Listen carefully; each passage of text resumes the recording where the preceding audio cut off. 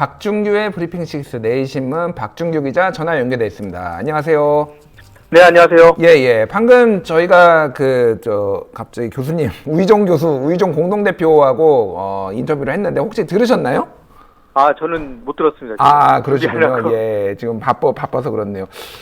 재밌는 말씀들을 많이 해주셨어요. 일단 방금 그 우희종 공동대표가 시민사회계에서 이제 선출을 하겠다. 예. 정당들뿐만 아니라 뭐 시민사회에서 선출을 하겠다라는 거고 굉장히 공정한 과정으로 국민 추천을 받겠다라는 얘기들을 했는데 기존의 어떤 뭐 이런 모습 처음에 그렸던 뭐 얘기가 됐던 플랫폼 정당하고는 좀 많이 다른 건가요? 이게 어떻게 봐야 되는 건가요? 그런 셈이죠. 이제 플랫폼 정당이라고 하면은 스스로는 후보를 내지 않고 정당들이 모이도록 주선하는 정당이거든요. 그래서 민주당에서도 열린민주당 같은 경우 지금 손혜원 의원이나 정봉주 전 의원이 이제 진행하는 그곳에서 자체적으로 비례 후보를 낸다고 하니까 여기는 그러면 플랫폼이 아니기 때문에 우리랑 같이 못한다. 선을 그었거든요.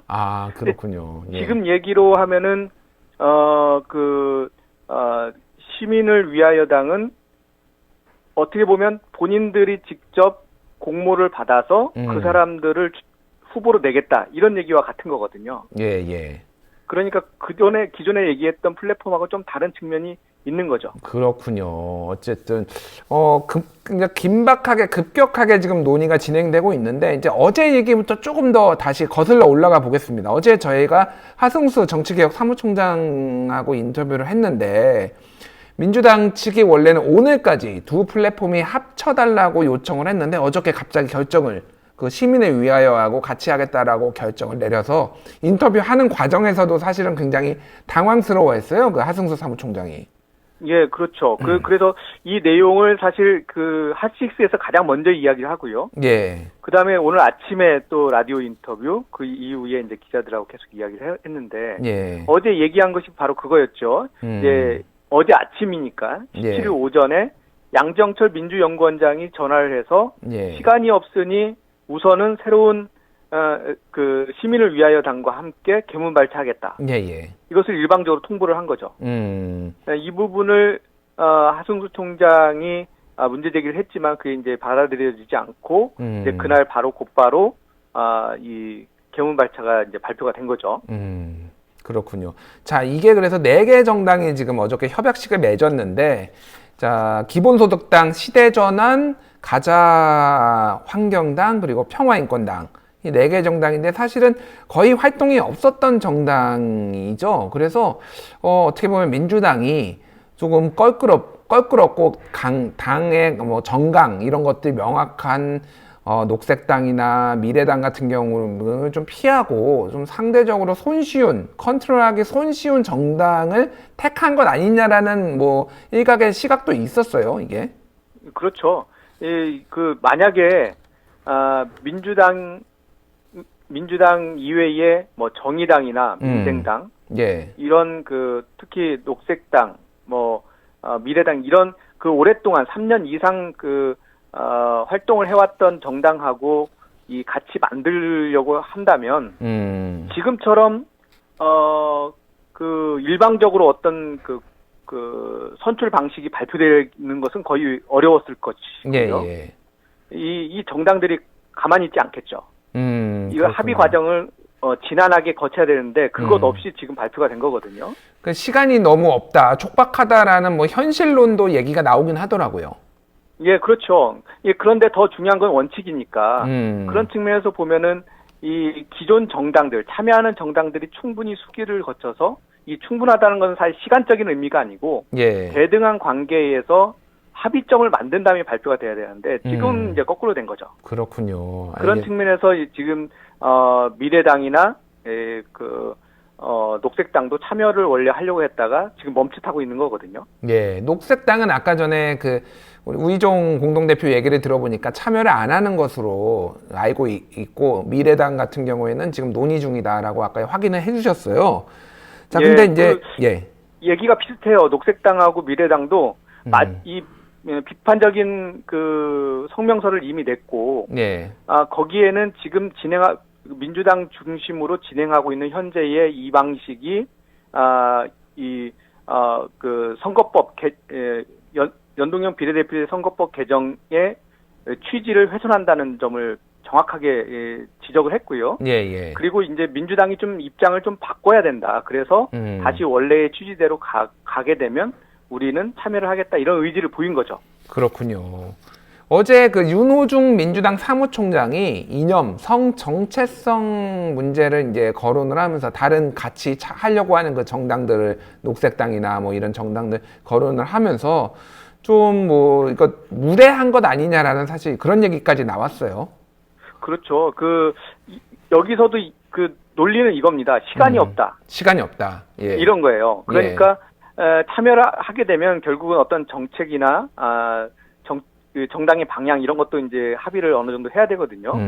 그런 측면에서 보면 이념이라든가 뭐 성소수자에 대한 성 정체성 문제 이런 것들을 이제 주로 제기하는 이 정당들과 같이 얘기하다 보면 논란이 있을 수밖에 없고 이런 논란을 할 지금 그 소모적 논쟁을 일으킬 수 없다, 시간이 없다 이런 논리거든요. 그렇군요. 이게 상당히 민주당에서 과연 나올 만한 발언인지 이게 상당히 많이 논란이 있었던 것이 사실이죠. 사실 그 민주당 내에서도 그 제가 정확한 명칭은 모르겠으나 성소수자 위원회 같은 게 있거든요. 그 밑에. 그렇죠. 그래서 거기에서 이제 이 문제를 어떻게 다루고 좀 진보적인 입장을 취할 것인가를 지금 계속 연구를 하고 좀 반영을 하려고 하는 건데 갑자기 성소수자 문제를 선거하고는 관련이 없는 거를 꺼내니까 좀 뜬금없었다라는 그런 명분을 좀 억지로 만드는 건 아니냐 그런 뭐 지적까지 나왔어요. 그러니까 이게 민주당이 이 현재 비례 연합정당을 만들어가는 과정들을 보게 되면 이 앞서 말씀하신 대로 이 좀 껄끄러운 부분들은 다 제거를 하려는 거죠. 이제 그 가운데에는 시간이 없다.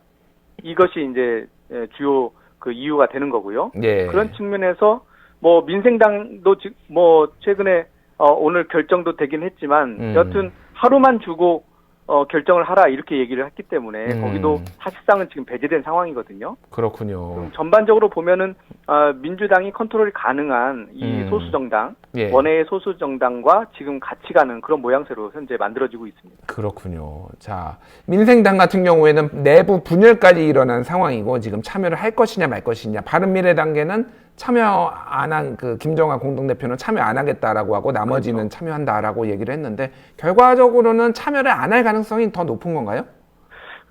현재는 이 절차상으로는 통과가 됐어요. 예. 그런데 이 통과가 됐는데 만약에 이게 신청을 한다고 했을 때 이 민주당이 그걸 받아들이겠느냐 이 부분은 아직은 확인이 잘 안 되는데 쉽지는 않을 것 같습니다. 아 그렇군요. 알겠습니다. 자. 이제 의석 좀 현실적인 문제로 얘기를 들어가 보면은 지금 얘기가 나오는 게 이 더불어시민당이 확보할 수 있는 의석이 대체적으로 뭐 16에서 18, 19까지 얘기가 나오고 있는데 그렇게 되면은 민주당의 7석을 이제 후순위로 배정을 할 경우에 나머지 같은 경우에는 한 10석 안팎 정도가 된단 말이에요. 근데 지금 4개 정당에 10석을 주는 게 너무 과도하다라는 그런 논리에서 이제 시민 공모 라는 국민 공모를 한다라는 건데 이게 좀 어떻게 될 것으로 예측이 되고 있나요? 오늘 설명을 한 것을 들어보면 1번부터 10번까지는 이제 시민을 위하여의 지도부들이 공천권을 행사하겠다는 거거든요. 이제 공천관리위원회를 구성을 해서 그곳에서 다른 정당들처럼 공모를 거쳐서 심사를 하겠다. 이런 거고 그 중에서 뭐 3명이나 5명 정도까지는 현재 참여하고 있는 정당들에게 배정이 될 것이고 나머지는 시민사회에 배정이 된다. 이런 논리거든요. 그러면 현재 지금 4곳이 참여를 하니까 각 정당마다 한 개씩 평균 한 석씩 돌아가는 거죠. 그러면 정당마다는 대략 한 석씩 정도로 이제 생각을 하면 될 것 같네요. 그렇죠. 그런데 거기에도 그 단서를 달았어요. 이제 그 정당들이 추천하는 그 후보들의 결격 사유가 있다면 그 자리가 시민사회로 돌아갈 수도 있다. 그렇군요. 그러니까 시민사회의 몫이 최대 7석까지 가능하다 이렇게 표현을 한 거거든요. 그렇군요. 그렇게 되면은 그 시민사회에서 나온 인사들을 이제 공천을 공모를 통해서 이제 심사해가지고 뽑겠다는 건데 과연 이 인사들이 어떤 인사들이냐 이 부분에 대해서 당연히 논란이 있을 수밖에 없는 거죠. 얼마나 이게 객관적으로 뽑을 수 있느냐라는 이제 그런 문제들이 있는데 제가 아까 전에 우희종 공동대표한테 물어보니까 일단 그 공관위원이나 이런 것들은 내일 발표가 되는데 최대한 객관적으로 하겠다. 그리고 뭐 문재인 정부 성향인 것은 당연하고 우리가 촛불 정신을 구현한 친문재인 정부인 것은 당연하지만은 친조국이라는 것은 악의적 프레임이다. 뭐 이런 식으로 이제 말씀을 하셨어요. 방금 전에. 지금 근데 어쨌든 친조국이다 뭐 이런 식의 이제 뭐 보도들이 나오고 있잖아요 지금. 그것은 이제 그 시민을 위하여 당이 그동안 했던 행보들을 보면서 평가를 한 건데. 뭐 지금 우 교수께서 말씀하신 것처럼 이제 공관위원들을 누구를 구성하느냐에 따라서는 그 부분이 이제 희석될 수 있겠죠. 문제는 이제 이 선거가 끝난 이후에요. 예를 들어서 7명 정도에서 최대 이제 10명까지 한 7명까지 이 시민 사회에서 들어왔다고 하면 이분들은 정당이 없잖아요. 정당이 더불어시민당이 정당인 거죠, 그러니까. 그렇죠. 그런데 더불어시민당은 끝나자마자 다 보낸다고 했거든요. 그리고 이분들은 본인들이 정당을 선택하게 한다고 그랬어요. 그러면 어느 당을 선택할 것이냐? 누가 봐도 민주당으로 갈 가능성이 높다. 이렇게 보여지는 거죠. 민주당으로 갈 가능성이 높다. 아, 그렇군요. 그런 측면에서 보면 민주당 7석, 여기 7석, 14석이라는 얘기예요. 민주당이. 그러니까 민주당이 7석만 갖겠다는 그 얘기가 이 번복될 가능성이 있는 거죠. 사실상 좀 민주당 의석이 훨씬 더 늘어날 가능성이 매우 높다라고 볼 수가 있겠네요. 그렇죠. 그래서 지금 끝나고 나도 이 당을 지금 이름이 더불어시민당이거든요. 시민당이요. 더불어시민당을 해체하지 않고 4년 동안 끝까지 유지한다는 거예요. 아까 전에 우희종 대표도 그렇게 얘기를 한 게 만약에 비례에 문제가 생기면은 또 추천을 해가지고 다음 순번을 넣어야 되기 때문에 4년간 유지를 하겠다라고 얘기를 하시더라고요. 그런데 굳이 그렇게 안 해도 뒤에 순번을 유지할 수 있는 방법이 있습니다. 어떤 방법이 있죠? 합당을 하는 거죠. 합당이요? 이 각 당의 소수당은 다 보내고, 당이 없는 분들과 함께 민주당하고 합당을 하는 거예요. 아, 민주당하고 그러면 합당을? 그 후순위, 예를 들어서 다른 비례에 뽑혔던 분들이 결격 사유가 생겨서 사퇴를 하거나 물러나게 되면 그 후순위를 합당한 정당이 행사할 수 있는 거죠. 아, 그렇군요. 그럼 합당 가능성도 사실 배제를 할 수가 없겠네요. 그럼 더불어시민당과 더불어민주당에. 그렇습니다. 어쨌든 정치개혁연합은 굉장히 강하게 반발을 하고 있습니다. 이게 후퇴한 거다라는 취지로. 그렇습니다. 뭐 어제 우리 핫식스에 나와서도 이제 하승수 총장이 이야기를 해서 제가 또 다시 통화를 했는데 여하튼 매우 화가 나 있는 상황이고요. 그리고 이 민주당의 이 반발 목소리도 이미 전달을 했어요. 그래서 이것은 민주당의 사실상 위성정당이면서도 마치 연합정당인 것처럼 속인 것이기 때문에 오히려 미래한국당보다 더 나쁜 행태다. 아, 그렇군요. 이런 비판을 했고요. 그래서 이게 사전적으로 이런 방향으로 원래 만들려고 기획된 게 아니냐 이런 의구심을 갖고 있었습니다. 그렇군요. 이제 양정철 민주연구원장이 사실상 이거는 이제 진두지휘하고 있으면 이제 뭐 어제 전화도 했다라고 이제 알려진 상황인데 이런 양정철 원장이 처음부터 이런 큰 그림을 그린 게 아니냐라는 이제 뭐 시각들이 나오고 있는 거네요. 그러니까. 그렇죠. 이제 전당원 투표가 끝난 13일 날 양정철 원장이 하승수 총장에게 전화를 해서 내가 정권을 위임받아서 이걸 한다 이렇게 이야기를 했다고 하고요. 그렇기 때문에 이제 모든 진행 상황은 양정철 원장에 의해서 이루어졌다고 본다면 이 전체가 양정철 원장의 그림이 아니겠느냐 이렇게 추정이 가능한 거죠. 그리고 그래서 이 하승수 총장은 뒤통수 맞았다 이런 표현까지 했습니다. 그렇군요. 알겠습니다. 좀 어떻게 과정이 이게 뭐 어떻게 보면은 이 더불어시민당의 지지율이 어떻게 보면은 뭐 생각보다 안 나올 수도 있고 이런 잡음이 너무 커질 경우에는 만약에 하나 뭐 여러 가지 이제 변수들이 좀 존재를 하네요. 좀 지켜보도록 하겠습니다. 이제 미래한국당 얘기 참 오늘은 양위성 뭐 비례정당을 얘기를 하는 날인 것 같은데 미래한국당에서는 지금 미래통합당이 강력하게 반발을 하면서 비례 후보를 일부 수정할 의사를 밝혔습니다. 그렇습니다. 그 황교안 대표가 뭐 황교안 대표뿐만 아니라 통합당에서 크게 반발을 했고 뭐 심지어는 미래한국당이 계속해서 이걸 고수하게 된다면 예. 별도의 비례정당을 만들거나 예. 미래통합당에서 비례 후보를 내버리겠다. 이런 입장까지 내놨기 때문에 예. 미래한국당에서는 어떤 식으로든 대안을 제시해야 됐고요. 특히 통합당에서 대부분 그 의원들이 그 미래한국당으로 가서 거기에서 최고위원을 하고 있기 때문에 예. 이 최고위원들이 강하게 반발을 한 거죠. 그렇군요.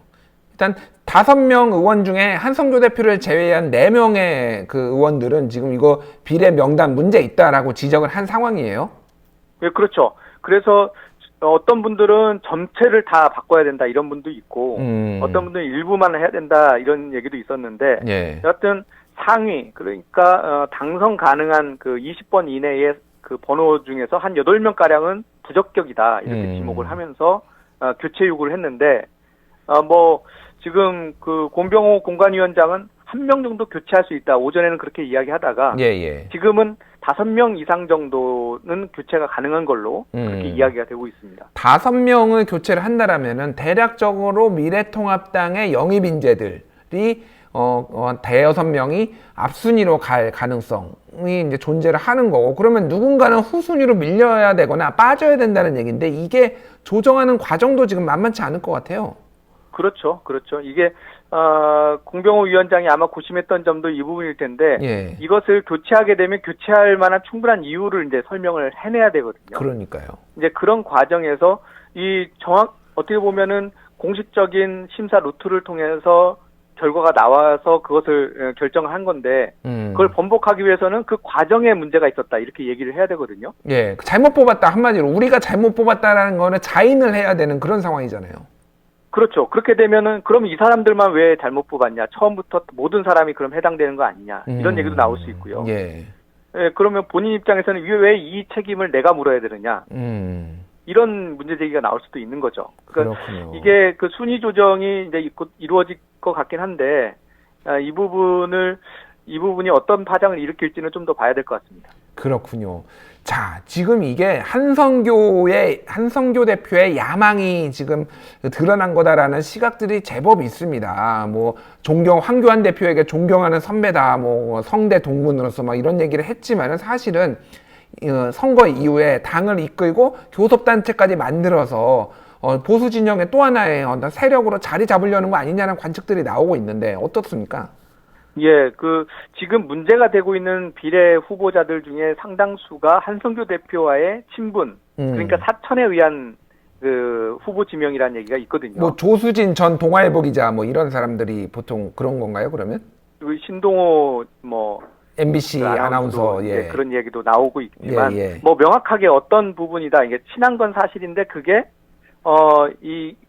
심사에 어떤 영향을 미쳤는지는 이제 확인이 안 되는 거죠.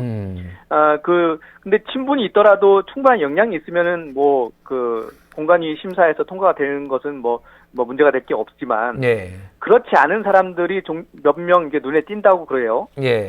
그런 분들 같은 경우에 보게 되면 결국은 한성교 대표의 어떤 의지가 이 후보 선정에 작용을 했다 이렇게 볼 수 있고 이것을 지금 황교안 대표나 다른 통합당의 압력으로 어쩔 수 없이 바꿔야 되는 상황이 오긴 했지만 이 부분을 반면교사 삼아서 앞으로 본인의 어떤 이 리더십을 더 확장시킬 수 있는 계기들을 만들지 않겠느냐 이런 추정이 가능하고요. 그렇군요.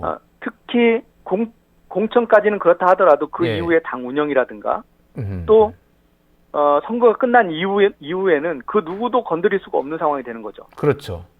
이제 그렇게 되면은 황교안 대표도 사실 그때는 본인의 거취도 어떻게 될지 모르겠는데 이 한성교 대표가 어떻게 보면 또 상당히 실세로서 어떤 역할을 해낼 가능성도 없잖아 있습니다. 그렇군요. 탈당을 못하는 게 가장 치명적인 약점인 것 같아요. 비례의원으로 뽑히면은 제명을 당해야지 의원직을 유지를 하는데 지금 그렇죠. 미래통합당 몫으로 뽑힌 사람들이 미래통합당으로 가겠다라고 하더라도 여기에서 당에서 미래한국당에서 제명 안 해주면은 아무도 못 가고 일단 다 남아야 되는 거잖아요. 그렇죠. 그리고 또 특히 한성교 대표가 이제 당 대표가 중요한 게 예. 그 권한이 없더라도 이 회의를 주재하고 그 통과를 하잖아요. 예, 예. 우리나라 국회의장이 실세는 없지만 이 패스트트랙 그 운영 과정에서 상당한 역할을 한 것처럼 그런 측면에서 보면은 한성규 대표가 버티고 있으면은 비례대표가 가기 어렵죠. 그렇군요. 알겠습니다. 참 다이나믹합니다. 정말 저도 하루하루가 이렇게 정치가 다이나믹한지를 새삼 깨닫고 있습니다. 잘 들었고요. 내일 또 새로운 소식 기대하겠습니다. 지금까지 브리핑6 내일신문 박준규 기자였습니다. 감사합니다. 감사합니다.